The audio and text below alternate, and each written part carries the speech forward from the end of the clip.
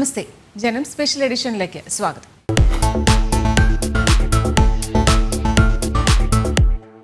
ജനങ്ങളുടെ പ്രശ്നങ്ങൾ പരിഹരിക്കാൻ എന്ന വ്യാജേന ഭരണസിരാകേന്ദ്രമായ സെക്രട്ടേറിയറ്റ് ഒരു മാസത്തിലേറെ കാലം നിർജീവമാക്കി കാസർഗോഡ് മുതൽ തിരുവനന്തപുരം വരെ നടത്തിയ മൂന്നാം ഘട്ട രാഷ്ട്രീയ നീക്കമായി നവകേരള യാത്ര അവസാനിച്ചു. സർക്കാർ പരിപാടിയാണെന്ന് പറഞ്ഞ് ആരംഭിച്ച യാത്ര CPM യാത്രയായി രൂപം മാറാൻ നിമിഷങ്ങൾ പോലും വേണ്ടി വന്നില്ല. മുഖ്യമന്ത്രിയും മന്ത്രിമാരും ഉദ്യോഗസ്ഥരും ഉൾപ്പെട്ട 36 ദിവസം നീണ്ട ഈ എക്സ്കർഷൻ അവസാനിപ്പിക്കുമ്പോൾ നാടിന്റെ അടിസ്ഥാനപരമായ ഒരു പ്രശ്നവും പരിഹരിക്കപ്പെട്ടില്ല എന്ന് മാത്രമല്ല, നേരത്തെ ഉള്ളതിൽ നിന്ന് പ്രശ്നങ്ങൾ കൂടുതൽ വഷളാവുകയും ചെയ്തു.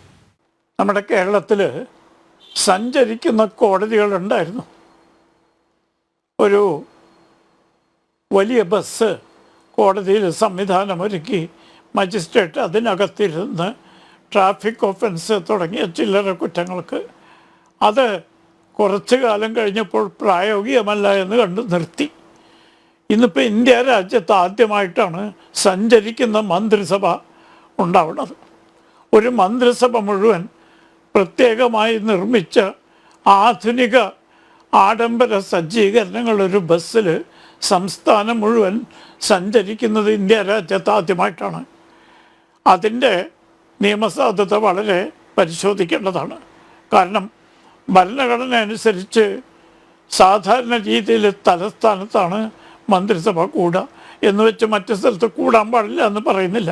പക്ഷേ ഒരു ഭരണ സംവിധാനം മുഴുവൻ ബസ്സിനകത്ത് കയറി രാജ്യത്തെ ഭരണസ്തംഭനമുണ്ടാക്കുന്നൊരു പ്രക്രിയ നമ്മുടെ ഭരണഘടന വിഭാവനം ചെയ്തിട്ടില്ല.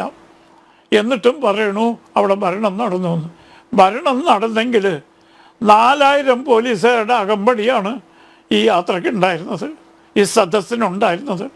ഈ 4000 പോലീസുകാരുടെ യാത്രാപ്പടിയും ഭക്ഷണ ചെലവും മറ്റും വരുമ്പോൾ സാമ്പത്തികമായി ഞെരുക്കം അനുഭവിക്കുന്ന ഈ സംസ്ഥാനത്തിന് താങ്ങാവുന്നതിലധികം സാമ്പത്തിക ബാധ്യത ഈ പരിപാടികളുണ്ടായി. എന്നിട്ട് എന്ത് മെച്ചം കിട്ടി? നേരത്തെ ഇവിടെ സൂചിപ്പിച്ച പോലെ ഒരു ജനപ്രതിനിധിക്ക് പോലും പരസ്യമായി തൻ്റെ നിയോജകമണ്ഡലത്തിലെ പരാതികൾ മുഖ്യമന്ത്രി അറിയിക്കുന്നത് മുഖ്യമന്ത്രി നേരിട്ട് വിലക്കുകയാണ് ചെയ്ത്. അതേപോലെ തന്നെ അവരുടെ പാർട്ടിയിലെ വളരെ സമുന്നതയായ ഒരു നേതാവ്, തൻ്റെ കഴിവ് തെളിയിച്ച ഒരു മന്ത്രി, അവരെ പ്രസംഗം തടസ്സപ്പെടുത്തി. കാരണം അവർ കണ്ണൂർ ജില്ലയിലെ പല പ്രശ്നങ്ങളും പ്രസംഗത്തിൽ പരാമർശിച്ചു. മുഖ്യമന്ത്രി നേരിട്ട് ഇടപെട്ട് അവർ പ്രസംഗം നിർത്തി. അപ്പോൾ ജനങ്ങളുടെ പരാതി ജനങ്ങളിലേക്ക് ഇറങ്ങിച്ചെന്ന് സ്വീകരിച്ച് അല്ലെങ്കിൽ കേട്ട് അതിന് പരിഹാരം ഉണ്ടാക്കാനാണെങ്കിൽ ഈ മന്ത്രിമാർ പരാതി എന്തിനാ തടസ്സപ്പെടുത്തുന്നത്? ഒരു ജനപ്രതിനിധിയായ പാർലമെൻറ്റ് അംഗത്തിന് പോലും പരാതി പറയാൻ സംവിധാനം നൽകാത്ത നവകേരള യാത്ര കൊണ്ട് പാവപ്പെട്ട ജനങ്ങൾക്ക് എന്ത് മെച്ചമാണ് കിട്ടിയിട്ടുള്ളത്? പിണറായിയുടെ ഉദ്ദേശം എന്താ? പിണറായിയുടെ ഉദ്ദേശം ഞാൻ പൊളിഞ്ഞു, പക്ഷെ ഞാൻ സമ്മതിക്കാന. ഞാൻ ഇരട്ടച്ചങ്കനാണ്, തൻ്റെ ഇടമുള്ളവനാണ്, പക്ഷെ എനിക്ക് പേടിയാ. അതുകൊണ്ട് ഒരു 3000 പോലീസുകാരുടെ കൂട്ടത്തിൽ ചുറ്റും നിൽക്കണം. എൻ്റെ വീടിൻ്റെ അടുത്ത് വരാൻ പാടില്ല. ബസ്സിൽ നിന്ന് ഇറങ്ങാൻ കാലത്ത് നീട്ടി വെച്ച് ഇറങ്ങാൻ പറ്റില്ലാത്ത ലിഫ്റ്റ് വേണം. അതിനൊക്കെ കാശുണ്ട്. ജനങ്ങളുടെ പ്രശ്നങ്ങൾ അവരെ നേരിൽ കണ്ട് പരിഹരിക്കാനാണ് ഈ യാത്ര എന്നായിരുന്നു അവകാശവാദം. എന്നാൽ ഒരു രാഷ്ട്രീയ വിളംബര ഘോഷയാത്രയ്ക്ക് അപ്പുറത്തേക്ക് വളരാനോ ജനങ്ങളുടെ പ്രശ്നങ്ങൾ പോയിട്ട് അവരെ അടുത്തറിയാൻ പോലുമോ യാത്രയ്ക്ക് സാധിച്ചില്ല.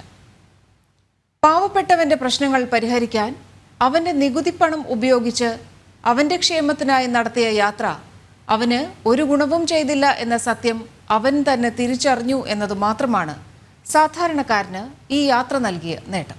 ഈ പാവപ്പെട്ട ജനങ്ങൾക്ക് എന്ത് നേട്ടമാണ് ഉണ്ടായിട്ടുള്ളത്? ഒരു ഗൺമാൻ പ്രതിഷേധിക്കുന്നവരെ തല്ലിച്ചതയ്ക്കുകയും മറ്റൊരു ഗൺമാനെ പ്രതിഷേധ സൂചകമായി പൊതുജനങ്ങൾ കൈകാര്യം ചെയ്യുന്ന ഒരു യാത്ര നടത്തി സംസ്ഥാനത്തിന് എന്ത് മെച്ചമുണ്ടായി എന്നാണ് ഇതിൻ്റെ സംഘാടകർ അവകാശപ്പെടുന്നത്. ഒരൊറ്റ പരാതിയിൽ പോലും തീർപ്പ് കൽപ്പിക്കാൻ ഈ മന്ത്രിസഭ മുഴുവൻ പല സ്ഥലത്തും കൂടുകയാണ്. എന്നാൽ അവിടെ വെച്ച് തീരുമാനമെടുക്കാമായിരുന്നില്ലേ ഈ പരാതികൾക്ക്? അതെന്താ ചെയ്യാത്ത? കാലത്ത് പ്രഭാത ഭക്ഷണവും രാത്രി സമൃദ്ധമായ വിരുന്നും സ്വീകരിക്കാനാണോ മന്ത്രിമാർ ജില്ല മുഴുവൻ സഞ്ചരിക്കുന്നത്? അതോ ജനങ്ങളുടെ പരാതി നേരിട്ട് ജനങ്ങളിലേക്ക് എന്ന് ചേർത്ത് അപ്പം തന്നെ പരിഹാര മാർഗം നിർദ്ദേശിക്കാനാണോ? രണ്ടാമതാണെങ്കിൽ അത് പരിപൂർണമായും പരാജയപ്പെട്ടു. പിണറായി വിജയൻ സർക്കാരിന്റെ വികൃതമായിട്ടുള്ള മുഖം ഈ 36 ദിവസം കൊണ്ട് ജനങ്ങൾക്ക് മനസ്സിലായി എന്നതാണ് ഇതിലെ ഏറ്റവും പ്രധാനപ്പെട്ട കാര്യം. എന്തൊക്കെ പറഞ്ഞിട്ടായിരുന്നു ഈ യാത്ര കൊട്ടിഘോഷിച്ചത്? വലിയ PR വർക്കുകൾ, വലിയ തോതിലുള്ള PR ഏജൻസികൾക്ക് പണം മുടക്കിക്കൊണ്ടുള്ള വലിയ ഒരു യാത്ര, ഒരു സർക്കാരിന്റെ യാത്ര എന്ന് തന്നെയായിരുന്നു പറഞ്ഞത്. പക്ഷേ ഈ കേന്ദ്ര സർക്കാരിനെയും നരേന്ദ്രമോദി സർക്കാരിനെയും ഈ സംസ്ഥാനത്ത് നിങ്ങൾ ആലോചിക്കണം, നമ്മുടെ ഈ ക്രിസ്മസ് പോലും ആഘോഷിക്കുവാൻ വേണ്ടി 1404 കോടി രൂപ കൊടുത്ത നരേന്ദ്രമോദി സർക്കാരിനെ വിമർശിക്കുന്നതിന് വേണ്ടിയിട്ടാണ് ഇങ്ങനൊരു യാത്ര ഇവർ നടത്തിയത് എന്നത്. പക്ഷേ ഈ യാത്ര മുന്നോട്ട് പോയ സമയത്ത് ജനങ്ങൾക്ക് മനസ്സിലായി എന്താണ് പിണറായി വിജയൻ സർക്കാർ, എന്താണ് ഈ നാട്ടിൽ പിണറായി വിജയൻ സർക്കാർ നടത്തിക്കൊണ്ടിരിക്കുന്നത്. നിങ്ങൾ ആലോചിച്ച് നോക്കൂ, ഒരു വില്ലേജ് ഓഫീസിലെ വില്ലേജ് ഓഫീസർ വാങ്ങി കേൾക്കുന്ന പരാതി വാങ്ങാൻ വേണ്ടി മുഖ്യമന്ത്രി തന്നെ യാത്ര ചെയ്യുന്നു എന്നത്, മുഖ്യമന്ത്രി ആ പരാതി വാങ്ങുക മാത്രമല്ല അത് പരാതി വാങ്ങുന്ന സ്ഥലമല്ല എന്ന് അവരുടെ മുന്നണിയിൽപ്പെട്ട MP പോലും അവർക്ക് അത് പറഞ്ഞ് മനസ്സിലാക്കാൻ സാധിച്ചിട്ടില്ലെങ്കിൽ പിന്നെ എങ്ങനെയാണ് സാധാരണക്കാർക്ക് മനസ്സിലാവുക? കാരണം ഒരു MP പോലും വിചാരിച്ചിരിക്കുന്നത്, ഒരു പ്രധാനപ്പെട്ട ഒരു MP പോലും വിചാരിച്ചിരിക്കുന്നത് ഇത് പരാതി വാങ്ങുന്ന യാത്രയാണ് എന്നാണ്. സാധാരണ ജനങ്ങളും അത് തന്നെയാണ് മനസ്സിലാക്കിയിരിക്കുന്നത്. പക്ഷേ അതല്ല എന്ന് അയാളെ രൂക്ഷമായിട്ട് നിങ്ങൾ ആലോചിച്ച് നോക്കൂ. K മാണിയെ പോലെ ഒരാൾ ജീവിച്ചിരിക്കുന്നുണ്ടായിരുന്നു എങ്കിൽ ഇങ്ങനെ ഈ ചാഴിക്കാടനെ പോലെയുള്ള ഒരാൾക്ക് ഇങ്ങനെ ചീത്ത കേൾക്കേണ്ടി വരുന്ന അവസ്ഥ ഉണ്ടാകുമായിരുന്നു. പിണറായി വിജയൻ ആരാണെന്ന് കേരളത്തിലെ ജനങ്ങൾ നേരിട്ട് ബോധ്യപ്പെടാനുള്ള അവസരം, മറ്റേ ഇരട്ടച്ചങ്കനാണെന്നും വലിയ ആനയാണ് പൂനയാണെന്നൊക്കെ വിശ്വസിച്ച ജനങ്ങളുടെ മുമ്പ് ഇയാളൊരു ഭീരുവാണെന്നും ഇതര ആത്മവിശ്വാസം ഇല്ലാത്തില്ലെന്നും ഒരു പേടിത്തൊണ്ടനാണെന്നും ഒക്കെ ജനങ്ങളെ ബോധ്യപ്പെടുത്താൻ പിണറായിക്ക് കഴിഞ്ഞു എന്നുള്ളതാണ് ഈ യാത്രയുടെ ഗുണം. ഒന്ന് ആലോചിക്കണം, എന്തൊരു സങ്കടകരമാണ്. ഒരു മുഖ്യമന്ത്രി ആയിട്ടുള്ള ആള് ഒരു എയർ കണ്ടീഷൻ ബസ്സിൽ കയറുക, അതിന് കൂടെ 20 സഹമന്ത്രിമാരും കയറിയിരിക്കുക, ചീഫ് സെക്രട്ടറി ഉൾപ്പെടെ ഉള്ളതാനും യാത്രയാ. കാസർഗോഡും തിരുവനന്തപുരം വരെ എന്ത് കിട്ടി?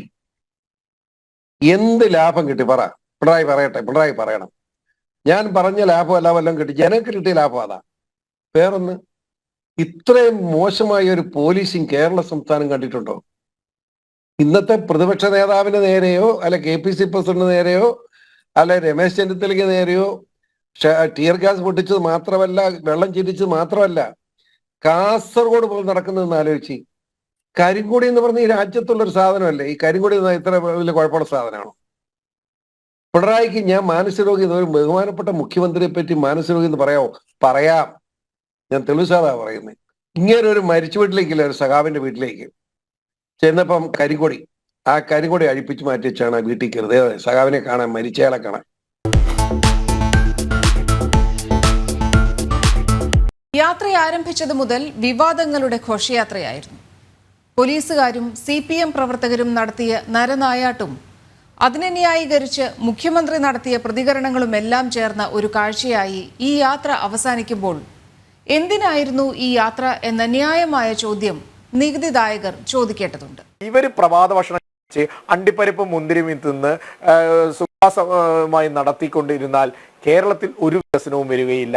കേരളത്തിൽ എല്ലാ സംഭവവും, ഇപ്പോൾ കേരളത്തിൽ ഏതെങ്കിലും വ്യവസായശാലകൾ വരുന്നുണ്ടോ? ഇവിടെ ഉള്ള ആളുകൾ തന്നെ എങ്ങോട്ടെങ്കിലും ഓടിപ്പോവുകയാണ്. ഇവിടെ എന്താ പറയുക, പറ്റില്ല, ഇവിടെ ജോലി ചെയ്യാൻ സാധിക്കില്ല. എത്രത്തോളം മനുഷ്യൻ തരം താഴാം, എത്രത്തോളം ഒരു കമ്മ്യൂണിസ്റ്റ് തരം താഴാം, എത്രത്തോളം ഒരു മന്ത്രി പദത്തിൽ ഇരുന്നു കൊണ്ട് എത്ര മോശമായിട്ടുള്ള വാക്കുകൾ ഉപയോഗിക്കാം എന്നുള്ളതിന്റെയാണ്. അത് ആസ്വദിക്കുന്ന ഒരു മുഖ്യമന്ത്രിയായി കേരളത്തിന്റെ മുഖ്യമന്ത്രി മാറിയതിനെ കുറിച്ചിട്ടാണ് ഞാൻ പറയുന്നത്. അതായത് അദ്ദേഹത്തിന്റെ പാദസ്പർശമേറ്റ മണ്ണ് പവിത്രമായിട്ട് സംരക്ഷിക്കേണ്ടതാണെന്ന് ഒരു മന്ത്രി. അപ്പൊ ഈ വാസവ ബാലാദികളുടെ ഇത്തരത്തിലുള്ള പ്രയോഗങ്ങളൊക്കെ നമുക്ക് ഈ നവകേരള സദസ്സുമായി നമുക്ക് കിട്ടിയിട്ടുള്ള അങ്ങേയറ്റം വലിയ സമ്മാനങ്ങളായിട്ട് നമ്മൾ കണക്കാക്കണം. എത്രത്തോളം മനുഷ്യരെ. അപ്പൊ ഇങ്ങനെ പറയുമ്പോ ഈ മുഖ്യമന്ത്രിക്ക് ഏതെങ്കിലും ശൈലജ ടീച്ചറെ തിരുത്തി, തോമസ് ചാഴിക്കാടനെ തിരുത്തി, ഇദ്ദേഹത്തിന് എവിടെയെങ്കിലും പറയാം എനിക്ക് ഇങ്ങനെയുള്ള വാക്കുകൾ എന്നെ കുറിച്ച് പറയുന്നത് എനിക്ക് ഇഷ്ടമല്ലെന്ന് പറയാതെ, ഈ അഴകിയ രാവണൻ എന്ന സിനിമയിലത്തെ മമ്മൂട്ടി അവതരിപ്പിച്ച കുട്ടിശങ്കരൻ എന്ന കഥാപാത്രമായിട്ട് ഈ പിണറായി വിജയൻ എന്ന് പറയുന്ന വ്യക്തി മാറിയല്ലോ എന്ന് ആലോചിക്കുമ്പോൾ ഒരു കാലത്ത് അദ്ദേഹത്തെ അങ്ങേയറ്റം ആരാധിച്ചിരുന്ന എനിക്കൊക്കെ വളരെയധികം വിഷമം തോന്നുന്നു. വിഷലിപ്തമായ ഒരു അന്തരീക്ഷത്തിൽ നിന്ന് കൂടുതൽ വിഷലിപ്തമായ മറ്റൊരു അന്തരീക്ഷത്തിലേക്ക് പാവപ്പെട്ടവന്റെ ജീവിതാവസ്ഥ പറിച്ചു നട്ടു എന്നതിനപ്പുറം യാത്ര കൊണ്ട് ഒരു പ്രയോജനവും ഉണ്ടായില്ല എന്ന ദുഃഖസത്യം നാം തിരിച്ചറിയുകയാണ്. ജീവൻ രക്ഷാ പ്രവർത്തനങ്ങളുടെ മ്ലേച്ഛമായ ഉദാഹരണങ്ങൾക്ക് സാക്ഷിയാകേണ്ടി വന്ന ദുരന്തത്തിന്റെ കണക്ക് വേറെ. നമുക്കൊരു സന്ദേശം ഈ നവകേരള സദസ്സിലൂടെ തന്നു. അതായത് കരിങ്കൊടി കാണിക്കലും ഒരു റബ്ബർ ഷൂ മുഖ്യമന്ത്രി സഞ്ചരിച്ച 1,05,00,000 ബസ്സിലേക്ക് വലിച്ചെറിയുന്നതും വധശ്രമമാണ് എന്നതും, അതേസമയം മുഖ്യമന്ത്രിയുടെ ഗൺമാനും മുഖ്യമന്ത്രി ഉൾപ്പെടുന്ന പാർട്ടിയിലെ യുവജന സംഘടനയുടെ പ്രവർത്തകരെ കുറുവടി കൊണ്ടും വലിയ വടി കൊണ്ടും ചെടിച്ചട്ടി കൊണ്ടും ഹെൽമറ്റ് കൊണ്ടും സാധാരണക്കാരെ തല തല്ലി പൊളിക്കുന്നത് ജീവൻ രക്ഷാ പ്രവർത്തനവുമാണെന്നുള്ള ഒരു വലിയ കണ്ടുപിടുത്തം നമുക്ക് ഈ നവകേരള സദസ്സിലൂടെ ഉണ്ടായി എന്നുള്ളത് തള്ളിക്കളയാവുന്ന ഒരു സംഗതിയല്ല. AKG സെന്ററിലെ ന്യായീകരണ ക്യാപ്സ്യൂൾ ഫാക്ടറിയുടെ മാനേജറിന്റെ പേര് സഹാവ് പിണറായി വിജയൻ എന്നാ.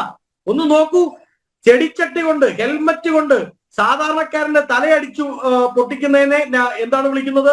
ജീവൻ രക്ഷാ പ്രവർത്തനം എന്ന് വിളിക്കുക. ഈ സംസ്ഥാനത്ത് കഴിഞ്ഞ 1.5 മാസത്തിനിടയിൽ യൂത്ത് കോൺഗ്രസുകാർക്കെതിരെ തന്നെ 1000-ഓളം FIR-കൾ ഇട്ടിട്ടുണ്ട് പ്രതിഷേധിച്ചതിന്റെ പേരിൽ. എന്നാൽ കൊല്ലത്ത് മനോരമ പത്രത്തിന്റെ ഫ്രണ്ട് പേജിൽ അടിച്ചു വന്നൊരു ചിത്രമുണ്ടല്ലോ. കൊല്ലത്ത് പോലീസുകാർ അപ്പുറവും ഇപ്പുറവും ഫൈബർ ലാത്തിയുമായി യൂത്ത് കോൺഗ്രസുകാർക്ക് എതിരെ ഓടി അടുക്കുമ്പോ അതിന്റെ ഒട്ട് നടുക്ക് മോഹൻലാലൊക്കെ ചില ചിത്രങ്ങളിൽ വരുന്ന പോലെ കയ്യിൽ കമ്പി വടിയുമേന്തി ചില DYFI നേതാക്കൾ വരികയാണ്. അവർക്കെതിരെ എവിടെയെങ്കിലും FIR? കേരളത്തിന്റെ രാഷ്ട്രീയം എന്ന് പറഞ്ഞാൽ അത് ഇന്ത്യയിലെ മറ്റൊരിടത്തുമുള്ള ഒരു രാഷ്ട്രീയ സാഹചര്യമല്ലല്ലോ. ഇവിടെ രാഷ്ട്രീയത്തിന്റെ മറവില് CPM ഇപ്പം നടത്തിക്കൊണ്ടിരിക്കുന്നത് രാഷ്ട്രീയ പ്രവർത്തനമല്ലല്ലോ, ഫാസിസം അല്ലേ. എതിർ ശബ്ദങ്ങളെ മുഴുവൻ ഞങ്ങൾ കശാപ്പ് ചെയ്യും, ഞങ്ങൾ അടിച്ചൊതുക്കും എന്നുള്ളതാണ്. 2021 റിലീസ് ചെയ്ത ഓൾഡ് എന്ന ഹോളിവുഡ് ചിത്രം വിഷലിപ്തമായ പ്രദേശങ്ങൾ എങ്ങനെ രൂപപ്പെടുന്നു എന്നത് കൃത്യമായി പ്രേക്ഷകനെ കാണിച്ചു തന്നു. മനോജ് നൈറ്റ് ശ്യാമളൻ രചനയും സംവിധാനവും നിർമ്മാണവും നിർവഹിച്ച ഈ ചിത്രം കോവിഡ് കാലത്ത് പരിമിതമായ സജ്ജീകരണങ്ങളോടെ ചിത്രീകരിച്ച സിനിമയായിരുന്നു. ഒറ്റപ്പെട്ട ഒരു ദ്വീപിൽ എത്തിപ്പെടുന്ന വിനോദസഞ്ചാരികൾ വേഗത്തിൽ വാർദ്ധക്യത്തിലെത്തുന്നതിന്റെ കാരണം കണ്ടെത്തുകയാണ് ഈ സിനിമ. വേർപിരിയാൻ തീരുമാനിച്ച ദമ്പതികൾ മക്കളുടെ ആവശ്യം പരിഗണിച്ച് തങ്ങൾ ഒന്നിച്ചുള്ള അവസാനത്തെ അവധിക്കാലം ആഘോഷിക്കാൻ ഒരു ദ്വീപിലെ റിസോർട്ടിലേക്ക് യാത്ര തിരിക്കുന്നതോടെയാണ് ചിത്രം ആരംഭിക്കുന്നത്. റിസോർട്ടിലെത്തുന്ന അവരെ റിസോർട്ടിന്റെ ഉടമസ്ഥനും മരുമകനും വെൽക്കം ഡ്രിങ്ക് നൽകി സ്വീകരിക്കുന്നു.